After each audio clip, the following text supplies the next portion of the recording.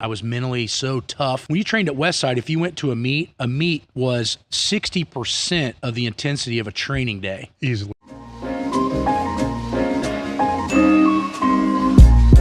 All right, guys, I'm back in the gym with another limited edition apparel drop. This is the new Live, Learn, Pass On shirt. I'd be remiss if I didn't talk about our cambered grip American cable attachment. This attachment has 4 grips and it's cambered. So when you flip it, it actually becomes 8 grips. And if you turn it upside down, there's actually 16. This is one of our most used cable attachments out in the gym.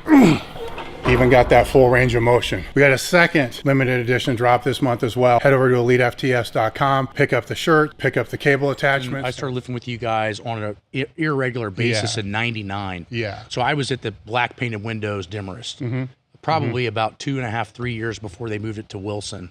Okay. And I did notice the vibe change was different, and that's, I think, what you're getting into. I noticed in your generation, you, Kenny, and George, and Louis, you guys all looked at, and Chuck all looked at each other as somewhat equals psychologically, meaning that when you brought an idea, guys would listen and they'd either do it or not do it, but they would try it. The difference was when I got to Westside is Louis already had this plan set in place that he felt that everything he knew worked. But what I think he was starting to not understand is that everybody was a little different. I needed more volume and I needed more raw work to be really good. I lost hypertrophy very quick if I trained in gear too often. The same thing happened to Greg. And so when we started to put in new different types of ideas, so what I would do is a wave, this is what really would get Louis pissed, is I would do a completely raw squat week because, as you know, at that time, Louis was in his 50s and he could not squat raw. He was too beat up. So it made him feel bad that he couldn't lift with us because we were lifting in shorts and a belt, and then he'd have to put a bunch of shit on. We didn't care, but to him, it hurt his ego a little. And what I found was I would do one day completely raw, one day with a little bit of gear, and then one day with maxed out gear. And then I would go back and rotate it. And that created a deload in and of itself neurologically because obviously you can't lift as much raw as you can in gear. So it's waving those weights around to where I'm constantly going as hard as I can in that given environment for that week. And so Louis like, well, fine, fuck it, try it and see if it works. So we do a 15-week wave of it. Greg goes and breaks the all-time world record, and I go from number 5 in the world to number 2. And now I'm like, oh shit. Well, the only thing I needed to fix then was my bench was stuck at 700, which was a great bench for a 3-lift because the shirts weren't crazy yet. And I was already benching probably 585 raw when I was doing 700. So I was a strong raw capacity bencher even then. And I go up and do a seminar with Bill Crawford. And Bill Crawford shows me this crazy technique of flaring the elbow, tucking. And JL was the one that initially taught me that. And you remember Louis being super pissed about him going and learning from Crawford. But his name, I had to take his name off the board. So I go learn it, and my bench goes from 700 to 800 in 9 months. So now I'm the strongest equipped bencher at Westside as a 3-lift guy. Well, you would think that would get praise, but it didn't. It got a lot of backlash because it wasn't the style that Louis felt would work. And in your generation, I feel, and you can correct me if I'm wrong, I feel that if you brought something new to the table and it worked, it stayed. Kinda. It was, this brings up some other questions because what the interesting thing is, I don't think we've ever talked about, you know, the differences that transpire between those is through the whole Dimmers time, we really never used gear. And I think that was a big negative, right? Because we would just use briefs, you know, to be able to squat in, just your France double briefs or whatever it was. I mean, you're sitting on the box with the bar. It's not like they're helping. It's just support. Yeah. I can remember never putting my squat suit on or wraps on until a meet. Yeah. Never putting the bench shirt on ever until a meet. Later on, towards the back end of those years, we would put it on maybe once or twice. You know, in an 8-week period of time, just to see if you could get shit to touch. It never would. But it'd be like, fuck it, it will touch in the meet. And you know, looking back, I think I would have squatted a hell of a lot more because I'm looking at what my max effort work was compared to guys that came later. And I'm like, no, wait a minute. You know, wait a fucking minute. You know, they're squatting like 100, 150 pounds more. You gotta remember, at Westside, it did not learn how to structure that gear training until they got the pressure from Big Iron Barbell. Because Big Iron and Hussey was putting gear on every week, which I don't think is right either. There's a happy medium. So I was doing gear every 3 weeks. And that's when I noticed for me and Greg and a lot of the other guys I trained that were world record soldiers at that time, that worked really well for us. And I think a lot of it was because we just had 3 different goals, 3 different weeks, so we weren't burning out. Whereas Louis had more of that mindset of hammer, hammer, hammer, that same intensity every time, and without rotation of environment, meaning gear. Yeah. And that would burn you out faster than anything. I mean, that's what people don't realize. If you want to see how fast the NFL transitions players, come and see back in the heyday how fast lifters didn't stay at Westside. Yeah. And why? Because they burn the fuck out. Yeah. There was also with the ideas and stuff like that. It's funny, right? Because it was really more conversation of, the people that you were talking about. So let's say we come up with something, then it becomes, well, how can we make it seem like this is Louis' idea? Yeah. And see, we weren't good at that. So we wanted the credit. So we were more along the lines of somehow or another, we need to make it look like this is his idea, so that it can be implemented. And see, I should have sat down and actually had that talk with you, because I think that would have saved a lot of our issues. I come in and Louis is always looking at me as like, hey, this is Matt Wenning. He's got a master's degree in biomechanics. Let's have him help him write articles. You remember I was writing articles for Westside Barbell, and I was answering all the emails at the time. Well, with doing that, I felt that I had his trust to try new things that were outside of his realm. And what I realized real fast is that was not true. No. And Right? it was. I mean, there's, I always say he's kind of like the, you remember the movie Animal House? Oh yeah. Like fucker. He's like, no. That was like that was like him. So you had to learn how to kind of manage that, but then also understand that he's really not your friend. Yep. That he's your coach, but not really a coach, training partner type of thing. Yeah. To kind of keep those things separate. So there was that.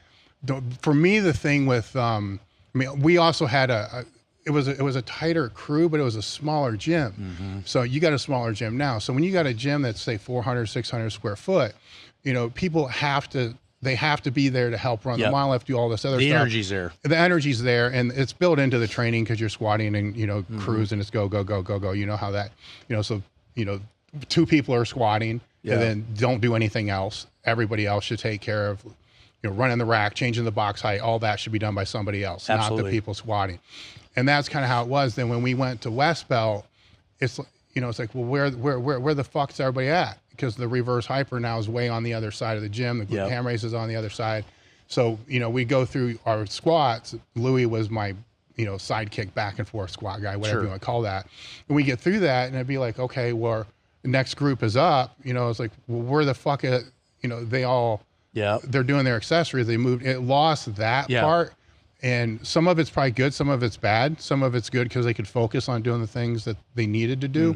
But the other thing, which you touched on, when we were talking earlier, is a lot of times you say, you need to do this, right? So then you start doing it, then literally the next day, or sometimes the same day, what the fuck are you doing that for? It's like, well, you just told me. And anybody that's ever trained at Westside will share exactly the same story, right? Because it's funnier than hell. And it's like, well, then what the fuck? It's like, what the hell are we supposed to do? Then you just realize, okay, Chuck squats X, and at that time it was close. It's like Chuck squats about this, so I should be able to handle about this, but his work capacity's here. I got to dial my work capacity down a little bit. Then you would or Rob's squatting this. This is right where I'm at. You just match that, but Rob doesn't. He likes to do a couple things and leave. So you would gauge what you're doing off, everybody else. Sure.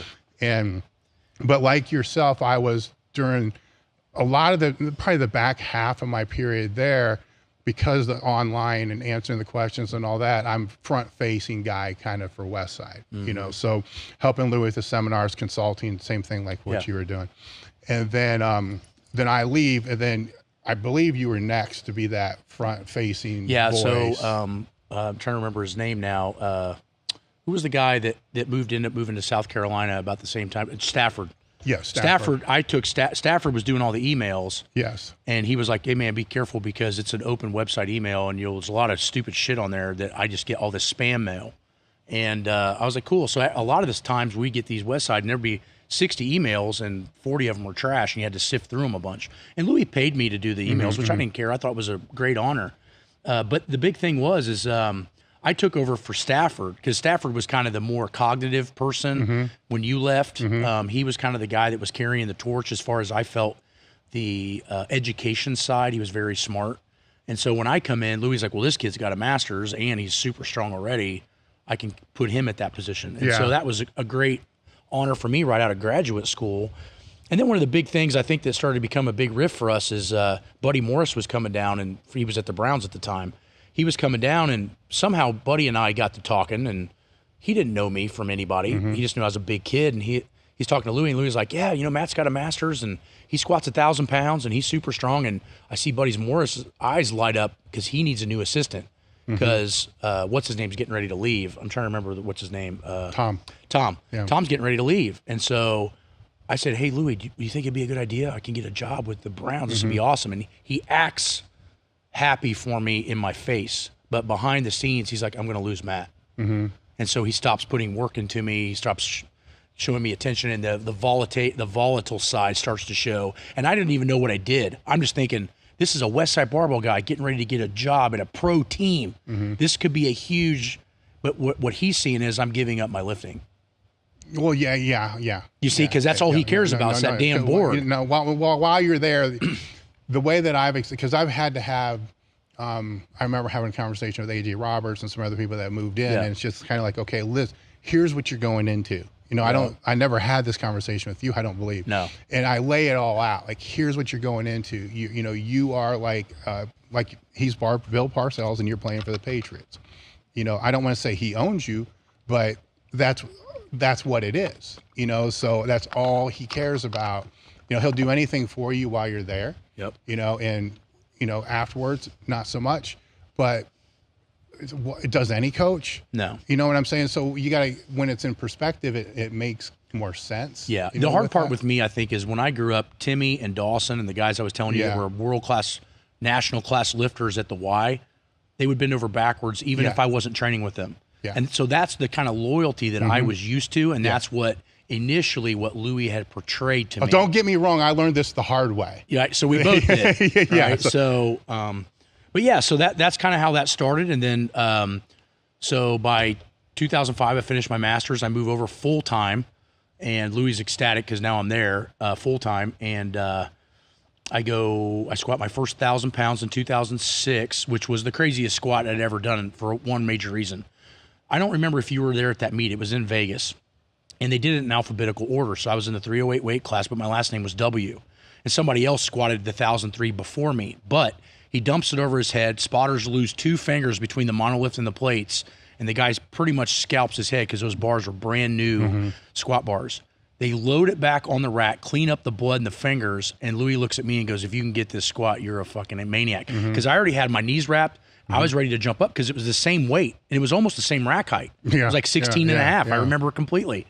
And he goes, after that guy just lost his fingers, the guy's like, oh, his fingers are off, and they bombed the dude out of the meet, and they put the weight back up on there, and I got to crawl underneath this thing and just watch about 3 people die handling this 1,000 pounds, and I get it. And that's when I realized, like, I had a different gear. Like, that shit didn't bother me. I was mentally so tough. And the thing of it was, when you trained at Westside, if you went to a meet was 60% of the intensity of a training day. Easily. Because you didn't get that kind of rest periods, and you would rather compete against somebody you didn't know than to disappoint Chuck. Well, that and for me and for my time period, it was the bullshitting abuse or whatever you want to call it, the shit talking, right? Where it just keeps going, and you're like, nah, it's just, you're ignoring, but every night it's like, motherfucker, you get caught up, so a meet's like a piece of cake. Yeah.